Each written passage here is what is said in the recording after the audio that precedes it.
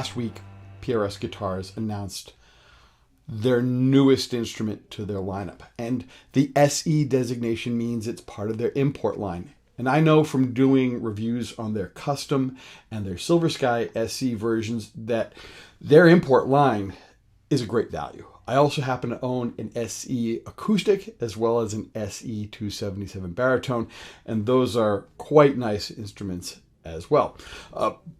Bolt-on PRS's guitars usually go by the name CE, and they've been doing bolt-on versions since the late 1980s. And their current made in the USA CE model has the same quality as their set neck guitars. I've personally had this CE 24 maple top since 1995, and it's been a go-to instrument of mine for years. In all the different bands I've worked with, I've used this all the time. I may play other guitars here and there, but this has always been one I can go to, and I know what it does, and it delivers every time.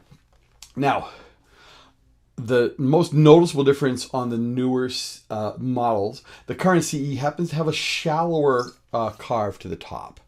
And for total transparency, I'm not being compensated by anyone for this video. And while I have reviewed PRS products before and have done some videos on them, the thoughts and opinions are my own on those videos as well as this one. Now, also, when PRS Guitars started up, they named their colorful curly maple top guitars Customs, and their all mahogany versions were labeled Standard. And this newest guitar that PRS just came out with captures all of that. It's the SE CE 24 Standard Satin. It's a bit of word salad, I know. But before we get started, this is the typical YouTuber plug. I just want to let you know, if you like this channel, hit the subscribe button, the bell icon, you know what that does. It lets you know when I have a new video.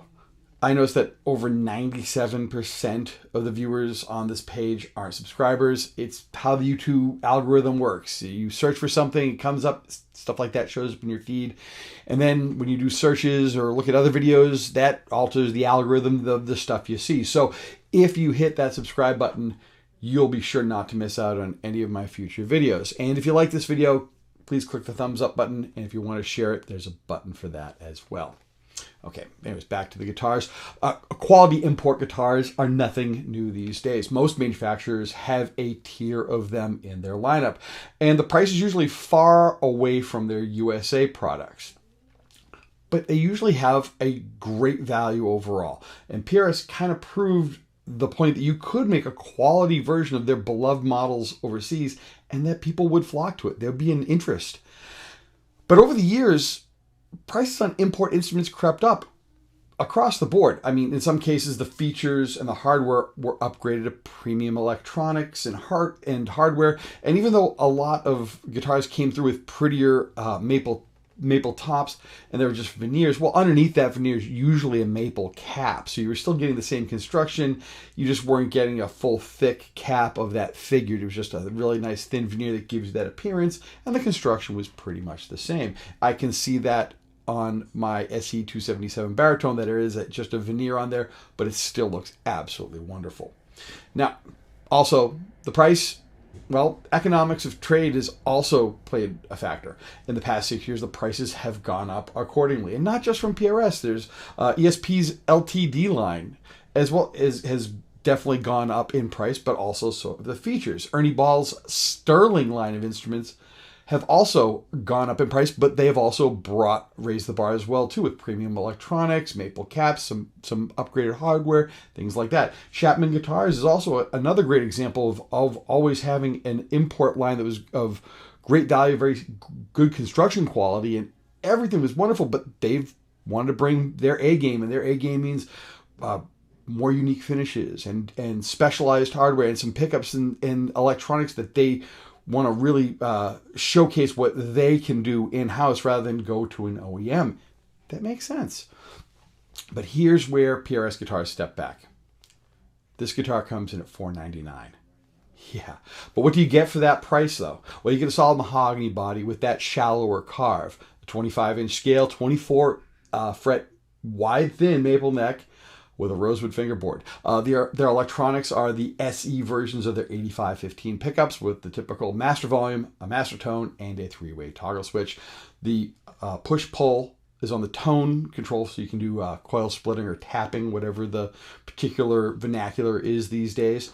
And the hardware of the guitar is PRS's tremolo design and their tuners. Now, the tuners, I admit, locking tuners would be nice, but at a sub $500 price, this is where the cost got cut. It makes sense because PRS even throws in a gig bag with this. Can't beat that.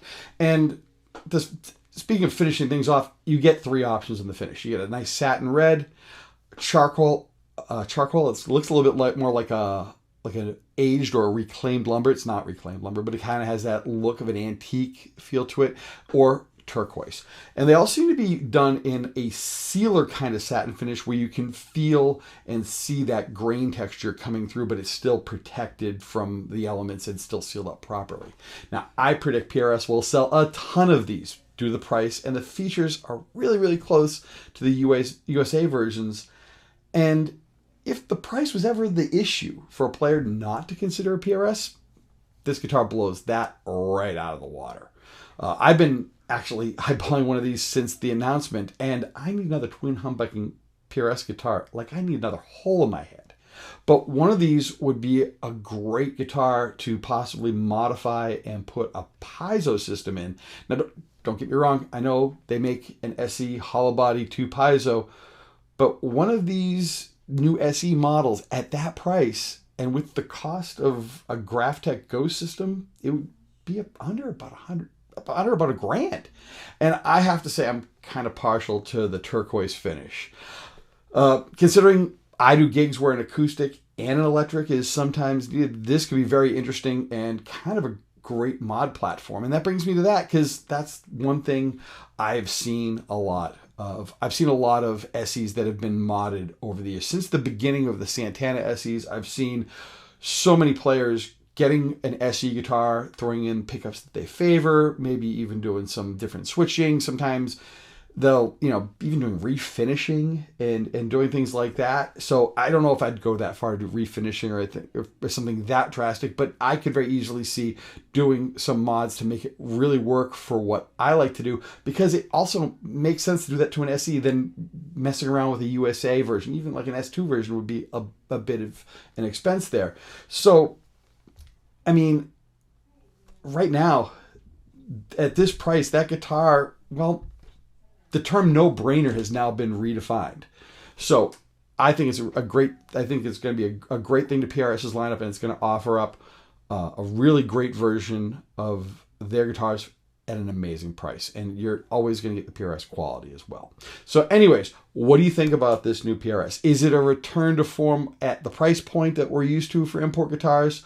And the idea of a working man's guitar that won't break the bank? Well, let me know in the comments section below. I'd love to hear from you. Anyways, that's it. Take care. Talk to you soon.